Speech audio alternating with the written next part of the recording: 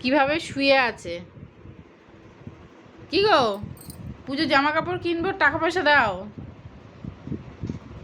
এখন গেলে মার্কেটটা একটু ফাঁকা পাওয়া যায়, মলগুলো ফাঁকা পাওয়া যায়, এরপরে গেলে পা ফেলা যায় না, এত ভিড় হয়। দেবে? তুমি অত পুজো পুজো করছো কেন? বাবা অবাক হয়ে যাচ্ছে, দেখ না মানে কি আগে একটা বলে তো ফেলেছি। মহলার পরে জামা কাপড় কিনতে যেতে পারতেন, কিনতে যেতে। এখন মানে কোথায় পুজো পড়ে আছে, খালি পুজো পুজো পুজো পুজো পড়ে যাচ্ছে। আরে মহল্লার পরে গেলে মানে পা ফেলা যায় না, হ্যাঁ। মানে কোথাও পা দেবো যে তখন সেই সবাই জায়গাটা কিভাবে থাকে না, কিনছে? এত ভিড়, এত ঠাসাঠাসি। তখন কিভাবে কিনছে লোকে? ওই ঠাসাঠাসি করে কিন্তু, এখন তো হ্যাঁ। মল হয়ে গেছে, এখন সব মলে যায়।